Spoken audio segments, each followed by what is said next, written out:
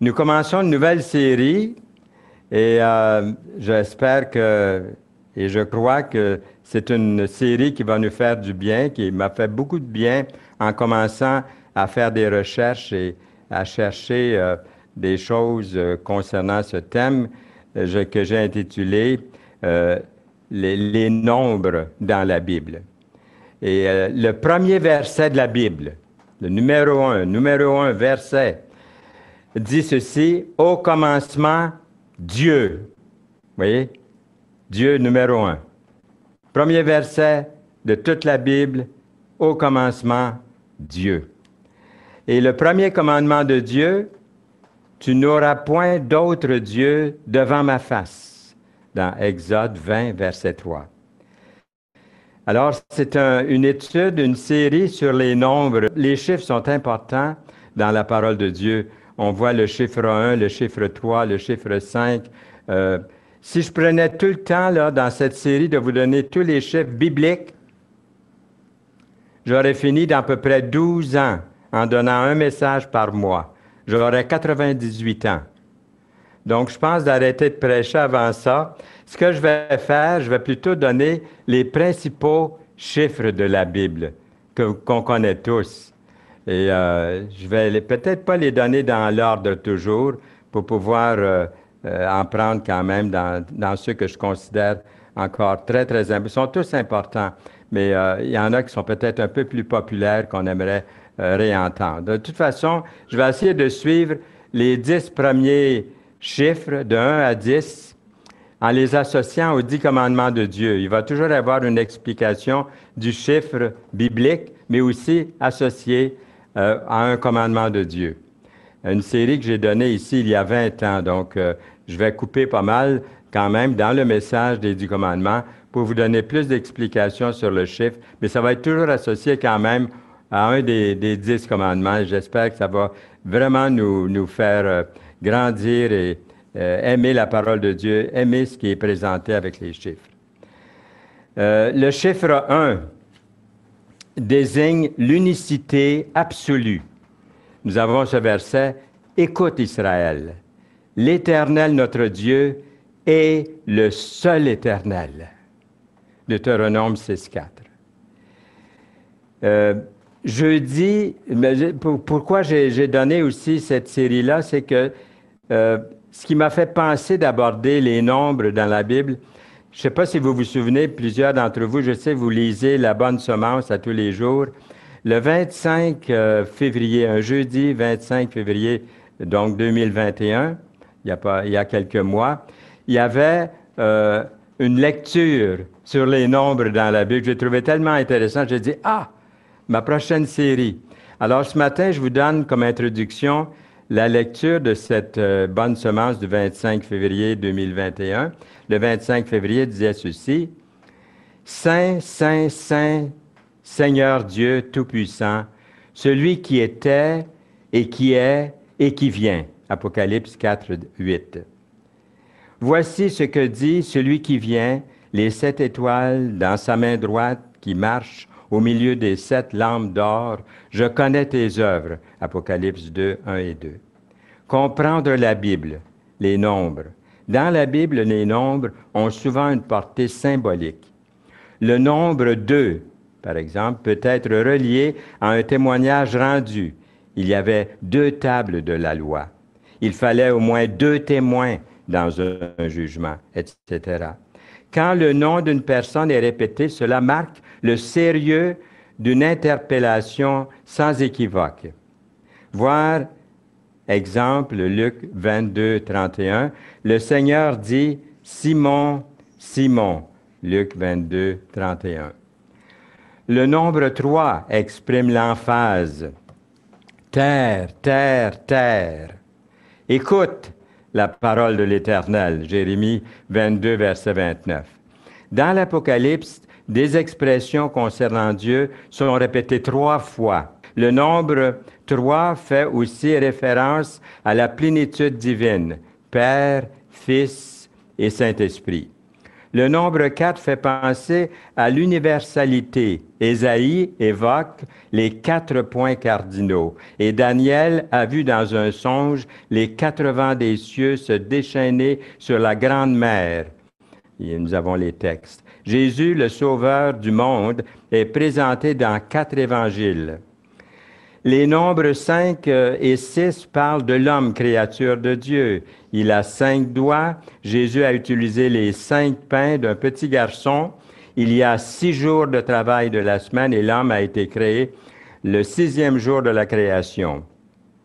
Il est d'ailleurs clairement dit que le nombre 666 est un nombre d'hommes dans Apocalypse 13, 18. Le nombre 7 indique la perfection et la plénitude. Il parle de Dieu et de ce qu'il est. Les 7 jours de la création, les 7 yeux de la perception divine, les 7 églises dans la main du Seigneur, les 7 esprits de Dieu.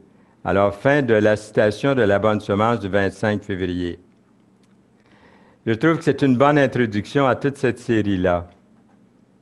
Au fond, et peut-être que quelques-uns parmi vous l'avaient déjà pensé, Fernand, il faudrait commencer avec le 0. Pourquoi pas? 0. Selon un article de Scientific American de 2009, ça fait pas tellement longtemps, intitulé « L'origine du zéro », le nombre 0 a commencé à prendre forme au 5e siècle de notre ère, en Inde. Il y a un certain temps, aux sociétés humaines, pour réfléchir à l'utilisation, ça leur a pris un certain temps pour utiliser le 0 comme étant une valeur réelle. Car 0 représentait quelque chose qui était contraire à leur vie quotidienne. L'idée d'un nombre, le 0, qui ne représente rien, était controversée, soulevant des questions philosophiques et aussi bien que mathématiques. Bien que le 0, qui représente le chiffre 0, représenté par le chiffre 0, soit absent de la traduction de la Bible, de la traduction King James en anglais, de la version de 1611, la signification théorique qui le représente, le 0, se retrouve à plusieurs reprises dans ces pages quand même.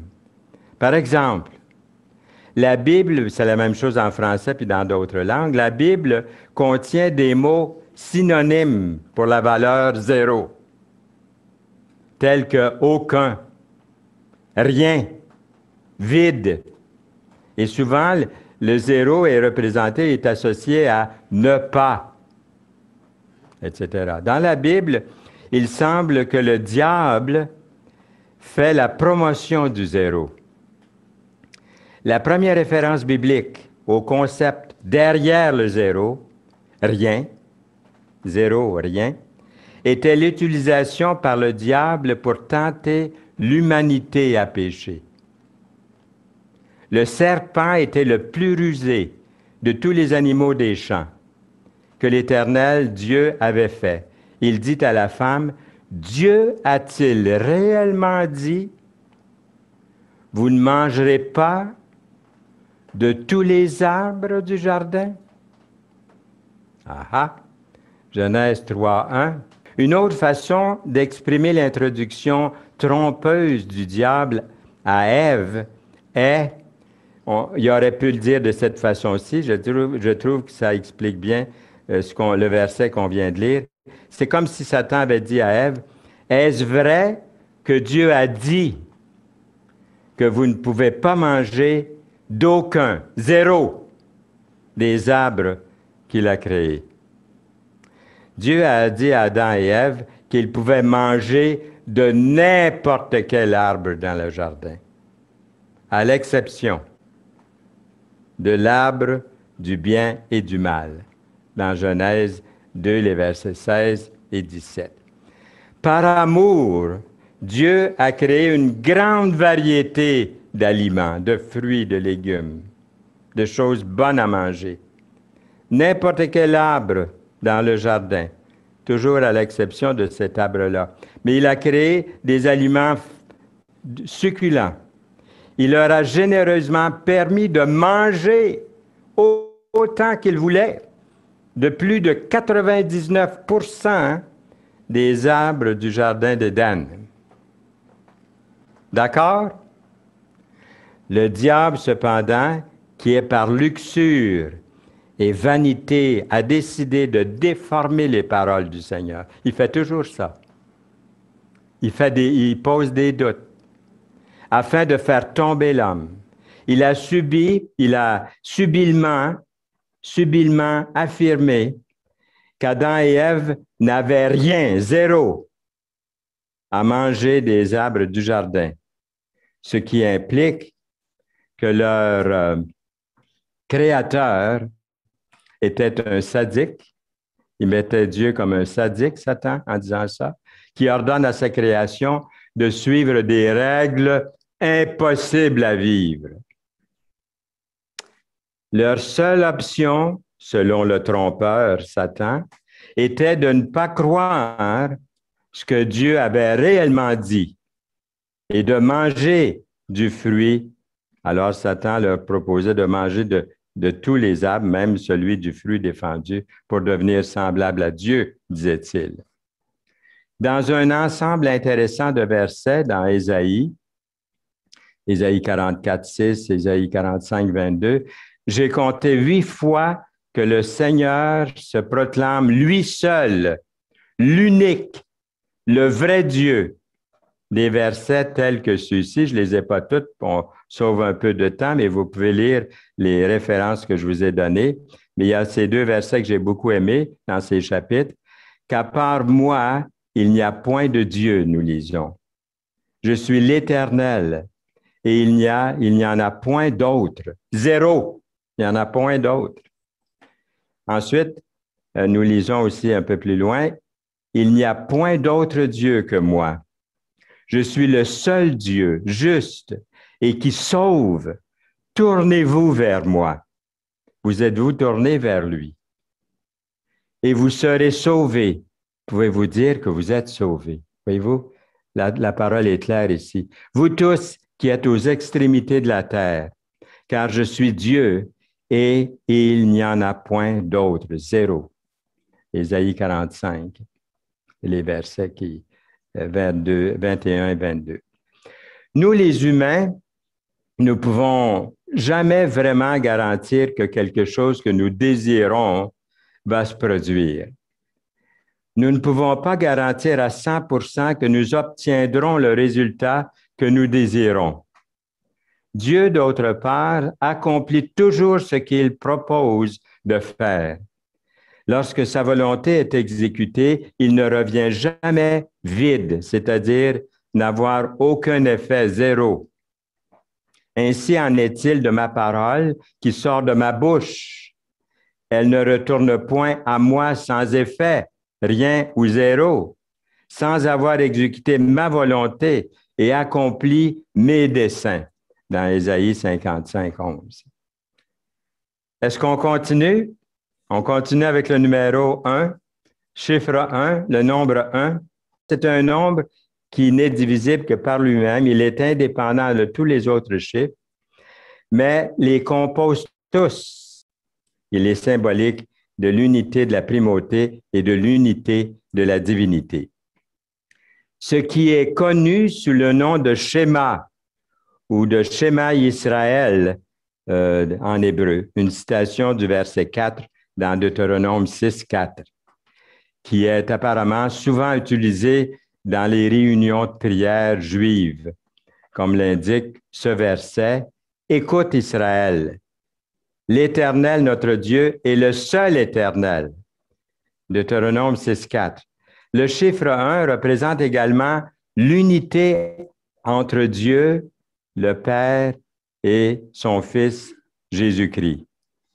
Moi et le Père, nous sommes un, nous lisons dans Jean 10, 30.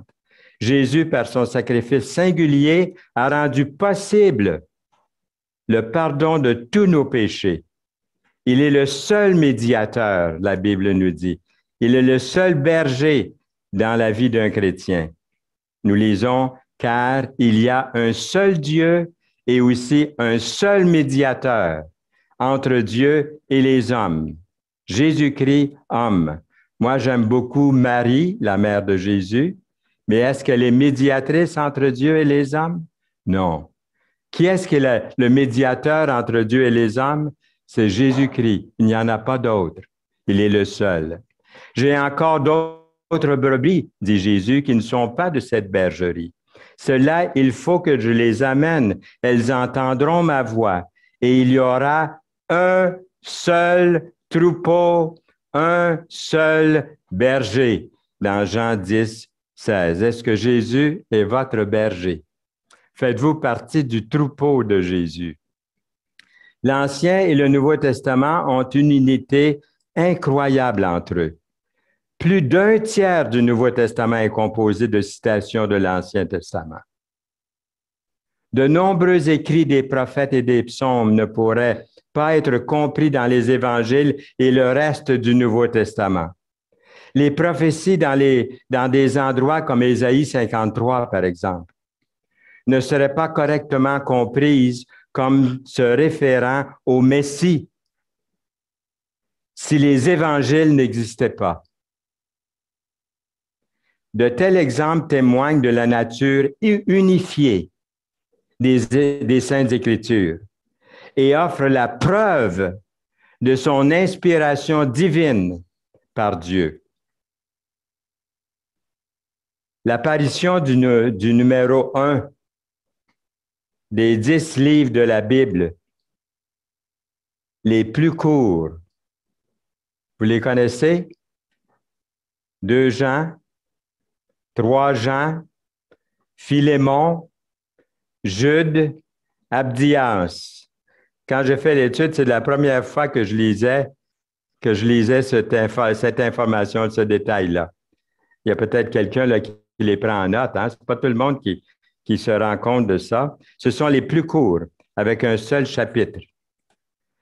La première traduction anglaise des Saintes Écritures a eu lieu en quelle année? En 1382. Par qui? John Wycliffe. La première Bible imprimée utilisant des caractères mobiles a été produite par qui? Par Johann Gutenberg en 1456. William Tyndale, de 1494 à 1536, a été la première personne à traduire la Bible en anglais à partir de son grec et de son hébreu d'origine. Savez-vous qui est-ce qui était le premier à traduire quelques extraits de la Bible en français? C'était le roi Saint-Louis, qui était le roi, je suis fier de dire ça, là, et, qui a traduit des extraits de la Bible, déjà en 1100 quelque chose, là, 1200 peut-être. Il était le roi Louis IX, qu'on a appelé Saint-Louis. Finalement, le nom Saint-Louis vient de ça. Mais je suis content de vous dire que déjà, au 11e siècle, il y avait une traduction de la Bible en français. La première chose désignée comme sainte est le jour du sabbat de Dieu dans Genèse 2. La première personne appelée prophète est Abraham dans Genèse 20, verset 7. Le premier des 10 commandements sur lequel tous les autres sont fondés et sans lequel il y aurait le chaos, la destruction et la mort dans le monde depuis très, très longtemps, malgré qu'on en a déjà beaucoup et assez. Tu n'auras pas d'autre Dieu devant ma face. Exode 20, verset 3. Entre la naissance de Jésus et le début de son ministère à l'âge de 30 ans, les Écritures n'enregistrent qu'une seule phrase que le Christ a prononcée avant l'âge de 30 ans. Je suis certain qu'il y en a plusieurs qui connaissent cette phrase-là. Il l'a prononcée à l'âge de 12 ans, juste après que lui et ses parents eurent célébré la Pâque à Jérusalem. Lorsqu'on lui a demandé pourquoi ses parents ne pouvaient pas le trouver après la fête, ils l'ont cherché partout, ils ne le trouvaient pas. Jésus leur dit, à l'âge de 12 ans, là, « Pourquoi me cherchiez-vous?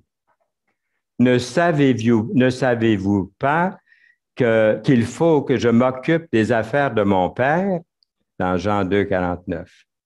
Quel a été le tout premier message public de Jésus? A-t-il châtié les chefs religieux de son époque à cause de l'hypocrisie? Non. A-t-il pesté contre le péché et contre la façon dont les gens désobéissaient au grand Dieu éternel? Non. Est-ce qu'il a condamné les Romains pour leur cruelle occupation de la Terre sainte? Non. Non. Le premier sermon de Jésus n'avait rien à voir avec ces sujets-là que je viens de mentionner. Il a commencé la partie publique de son ministère par une lecture d'Ésaïe 61, les versets 1 et 2, qui proclamait un message jubilaire, d'espoir et d'un avenir meilleur. Écoutez bien, « L'Esprit du Seigneur est sur moi, dit Jésus. » Il lit un passage, « parce qu'il m'a oint pour annoncer une bonne nouvelle aux pauvres. Il m'a envoyé pour guérir ceux qui ont le cœur brisé. » Avez-vous le cœur brisé aujourd'hui? Il peut y avoir quelqu'un dans l'auditoire qui a le cœur brisé aujourd'hui, et même beaucoup de personnes. Avez-vous ce cœur brisé? Eh bien, il est là. Il m'a envoyé pour guérir ceux qui ont le cœur brisé, pour proclamer aux captifs la délivrance et aux aveugles le recouvrement de la vue, pour envoyer libres les opprimés, pour publier une année de grâce du Seigneur. Luc 4, 19. Comment le chiffre 1 est-il lié à Jésus? Jésus est appelé le premier-né de toute la création, de toutes les créatures, de toute créature. Le Fils est l'image du Dieu invisible, le premier-né de toute la création. Colossiens 1, 15. Le premier-né non seulement des morts, il est la tête du corps de l'Église et le commencement, le premier-né d'entre les morts, afin d'être en tout le premier, Colossiens 1, 18. Le premier-né d'entre les morts, ressuscité, mais aussi parmi de nombreux frères. Regardez Romains 8, 29. Car ceux qu'il a connus d'avance, il les a aussi prédestinés à être semblables à l'image de son Fils, afin que son Fils soit le premier-né de plusieurs frères, le premier-né de la résurrection de Jésus. C'est une création, une nouvelle création, la résurrection de Jésus. Il est le premier de cette création, de cette sorte de résurrection aussi. Il est également appelé le premier des prémices. Et là, j'ai pensé à prémisse, je me suis dit peut-être que dans l'auditoire, comme j'ai fait moi-même quand j'ai vu le mot prémisse, qu'est-ce que c'est ça, prémisse? Je voulais me rappeler ce que c'était. J'ai regardé dans des commentaires, je n'ai trouvé un ici qui est assez bref, je vous le donne, un commentaire qui dit à la fête des prémices, il nous réfère Lévitique 23. Cette fête avait lieu chaque année le lendemain du sabbat qui suivait la Pâque. À cette époque, les Israélites devaient offrir à l'Éternel une gerbe, prémisse des premières moissons. Voyez-vous? De même que les prémices annonçaient la moisson à venir, la résurrection de Christ annonce maintenant la résurrection future de ceux qui se confient en lui. Nous avons la promesse d'une résurrection si nous nous confions en lui. Christ est donc les prémices de ceux qui sont morts. Il est le premier à être ressuscité des morts pour donner suite à sa résurrection. Les autres suivront. La résurrection du Rédempteur annonce d'avance celle à venir de ceux qu'il a rachetés. Êtes-vous rachetés de l'Éternel? Il est numéro 1. Un encouragement puissant à nous souvenir de l'œuvre de Christ avec confiance et à atteindre avec patience son avènement. Mais maintenant, Christ est ressuscité des morts. Il est les prémices de ceux qui sont morts, 1 Corinthiens 15, 20. Mais chacun en son rang, Christ comme prémisse, puis ceux qui appartiennent à Christ lors de son avènement, 1 Corinthiens 15, 23. Ce qui signifie que Jésus est le premier de beaucoup à être ressuscité à la vie éternelle, en particulier ceux de la première résurrection. Nous lisons « Heureux et saints ceux qui ont part à la première résurrection. La seconde mort n'a point de pouvoir sur eux, mais ils seront sacrificateurs de Dieu et de Christ, et ils régneront avec lui pendant 1000 ans. 1000 ans. » Apocalypse 26. Jésus-Christ est appelé le premier-né ou l'alpha, la première lettre de la langue grecque. Dans le livre de l'Apocalypse, je suis l'alpha et l'oméga, le premier et le dernier, le commencement et la fin. Apocalypse 22, 13.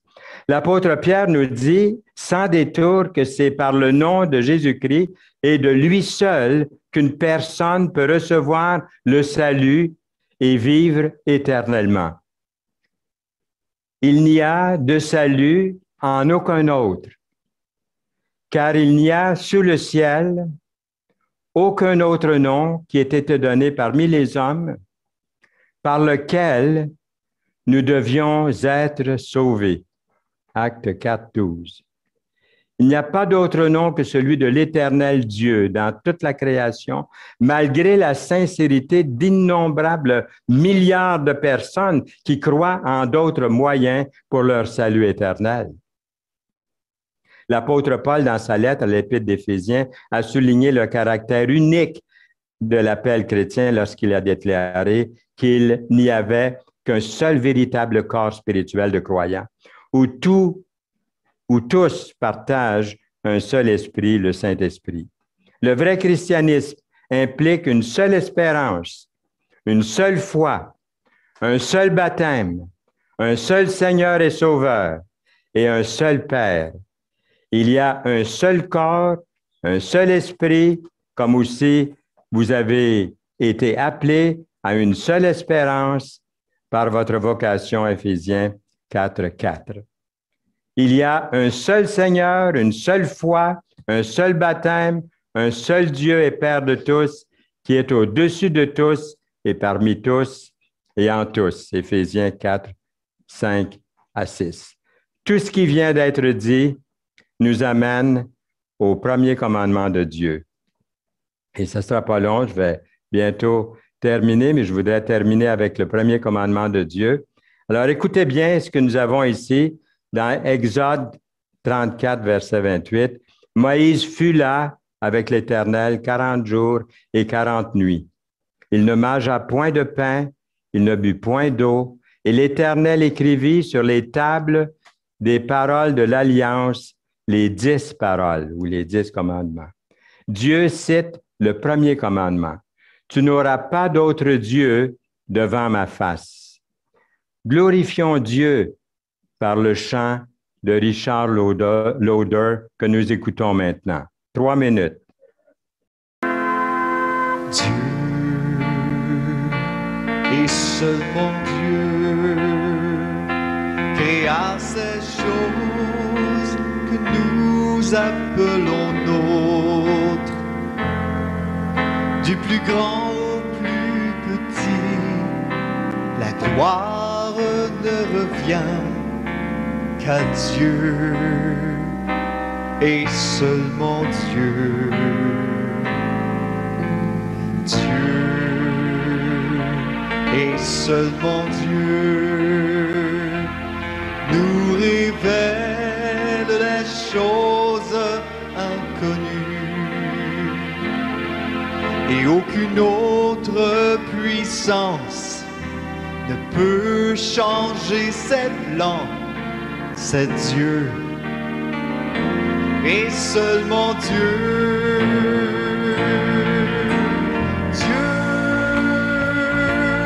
Et seulement Dieu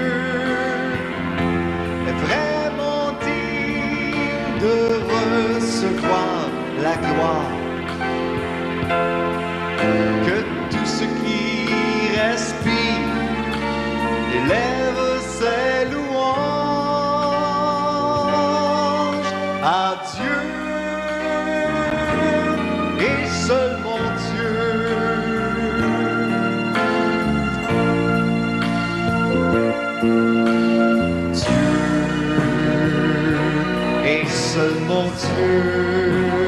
Dieu sera la joie de notre éternité.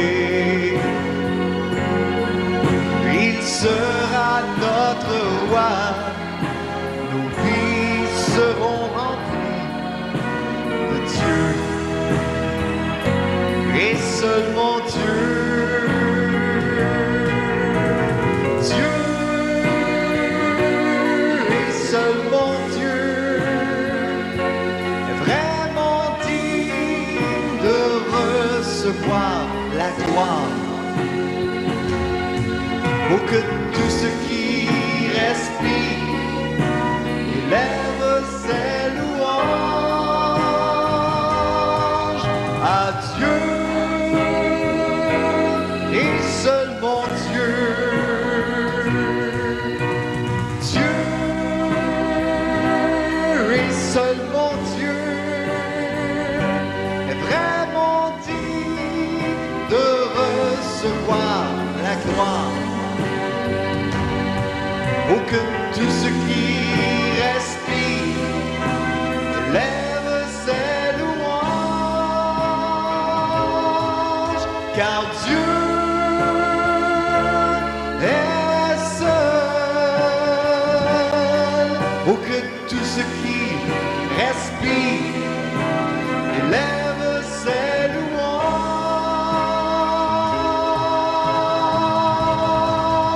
à Dieu.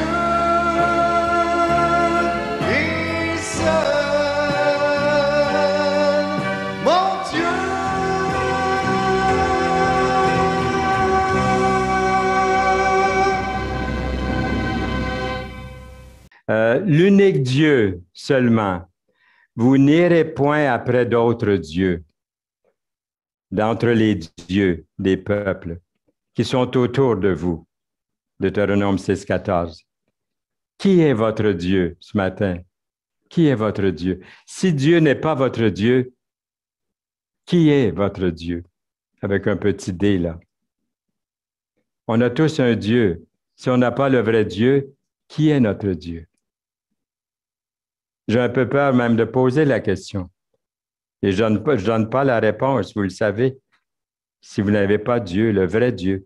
Souvent, j'entends ceux qui ne sont pas de Dieu dire vous vous confiez dans votre Dieu ou dans vos dieux. Ils n'osent pas dire dans Dieu. Il y a un seul vrai Dieu. Il l'a dit tellement, on a vu dans tous les versets que nous avons vus. Dans le premier commandement, Dieu déclare que lui seul est Dieu et qu'il ne devait pas y en avoir d'autres devant lui. Dieu est notre Dieu. Il n'y en a pas d'autre. Jésus a déclaré, tu aimeras le Seigneur ton Dieu de tout ton cœur, de toute ton âme, de toute ta pensée.